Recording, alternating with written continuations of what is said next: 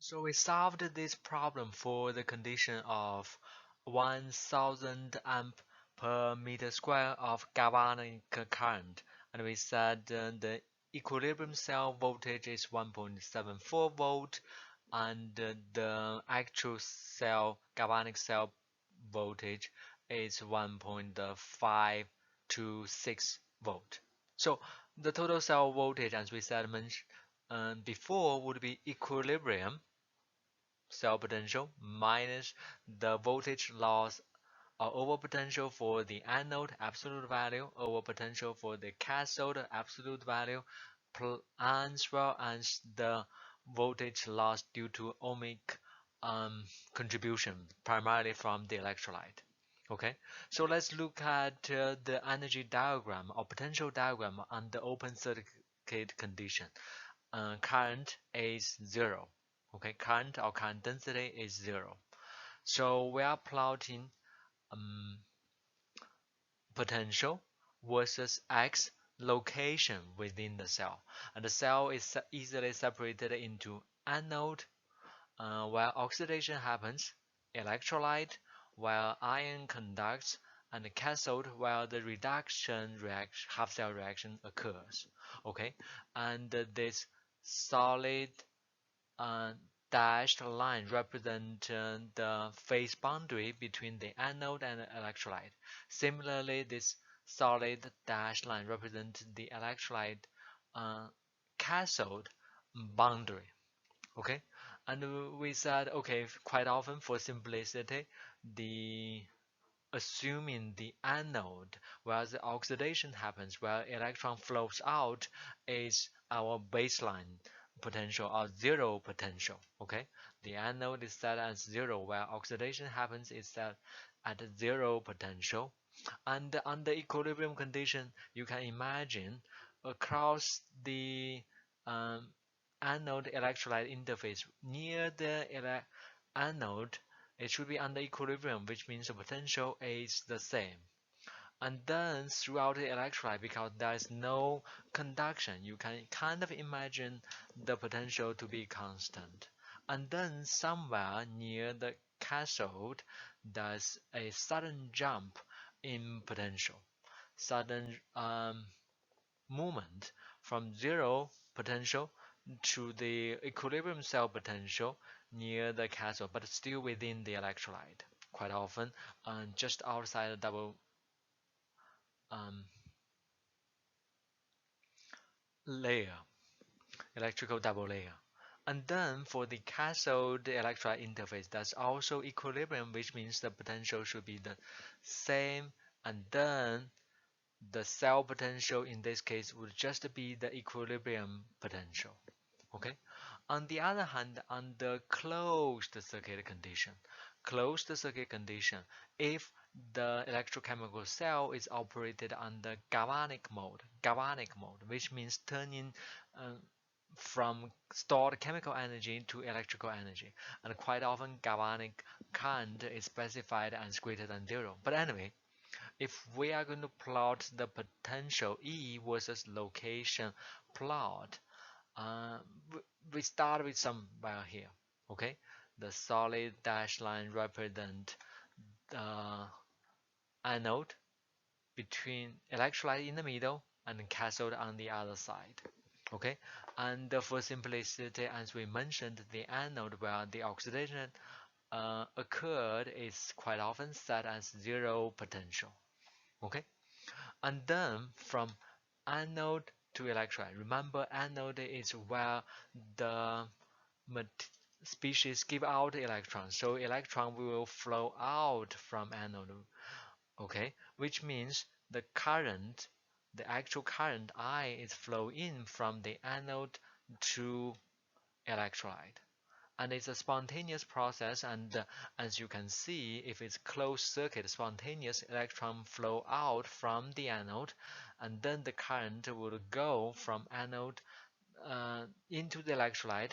And if this is spontaneous process, as you can imagine, for the positive charge, for the current direction, the potential is decreasing. because that's along the direction for current movement. And this job from the electrode to very close in the electrolyte but near the electrode, where the electrical double layer is, this potential job is quite often people call anodic overpotential. Anodic overpotential, and it is a drop in the potential. It is a drop in the potential, or for uh, for the potential within here would be more negative. I'll put it the other way. When the electrode and the electrolyte are in contact, electrode is at a more positive potential. That's why the oxidation is happening. That's why it's giving out the species in the electrolyte is giving out electron, and the electron flow in from into the anode and flow away from the anode. That's why the anode is at a more positive potential than closely within the electrolyte.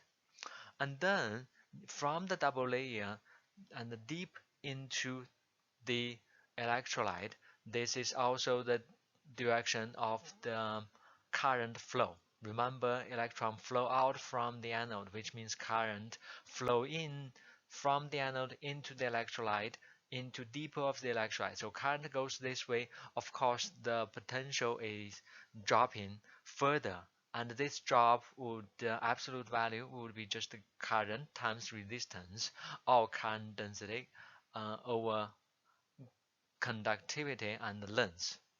Okay, and drops further to this value closer to the cathode, and then across a um, electrical double layer, there will be a large increase in potential. Large increase in potential. That is the equilibrium potential. Large increase in potential reached extremely positively, and this is the species near the cathode. Okay, and then within the electrolyte, from near the cathode to the cathode to the actual cathode, because the current also flows this way, therefore the potential is dropping. The potential is dropping.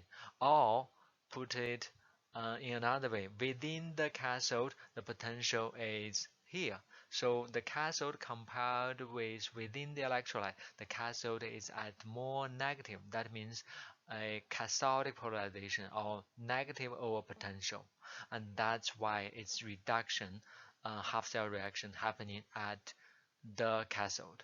Okay, so potential drop within the electrolyte from near the double layer to the cathode surface. That's a drop in potential. Or put another way, the cathode is at a more negative potential than closely within the electrolyte near the cathode. That's why the reduction is happening. The reduction is happening at the cathode, and species got reduced. And finally, between the cathode and the anode, that is the cell voltage. Again, as we said before, the difference from the actual cathode potential and within the electrolyte near the cathode outside of the double layer, that's called the cathodic overpotential. And in this case, it is negative, and the absolute value is given here. Then from the anode to the cathode, that is our cell, in this case galvanic cell potential, and it will be equilibrium cell potential minus 3 contribution. One is the loss on the anode, eta AN. The other one is loss on the cathode, eta CAT. And then the rest would be ohmic loss, current times total resistance. So this one gives the overall cell potential, the potential that's going to measure between the anode and the cathode, or the cathode versus anode, the potential, it will be equilibrium from here to here minus contribution on the anode over potential, on the cathode over potential, and then ohmic resistance within the electrolyte. Okay.